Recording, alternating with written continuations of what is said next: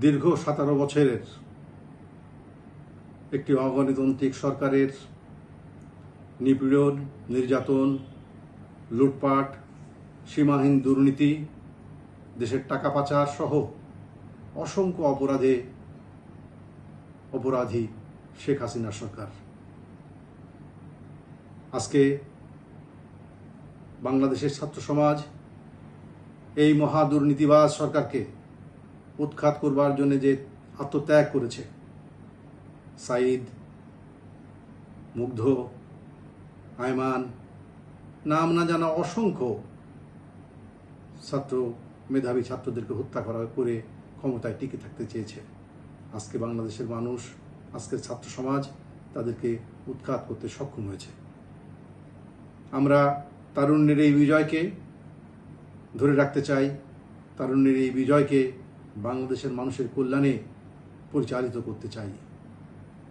কিন্তু এই সুযোগে, আজকের এই বিজয়ের সুযোগে কিছু মানুষ খুলনা সহ সারা দেশে এটিএম বুথ, মানুষের দোকান, সংখ্যালঘু মানুষের বাড়িতে হামলা করছে। আমরা আহ্বান জানাবো, আবেদন জানাবো, অনুরোধ করব যে আপনারা এই সব থেকে বিরত থাকুন। বাংলাদেশের এই অর্জনকে যেন আমরা মানুষের কল্যাণে পরিচালিত করতে পারি।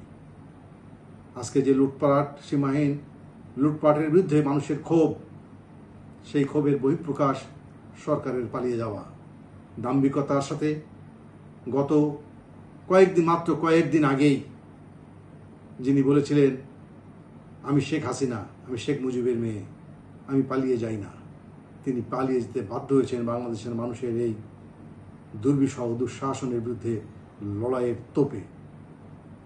এই অর্জনকে ধরে রাখতে হবে। কেউ যেন এই সুযোগ সন্ধানী কিছু মানুষ হাতে আইন তুলে নিয়ে অথবা লুটপাটে ব্যস্ত হয়ে এই অর্জনকে ধূলিসাৎ করতে না পারে, সেদিকে সকলকে খেয়াল রাখবার জন্যে আমি আহ্বান জানাতে চাই। সকলকে ধন্যবাদ।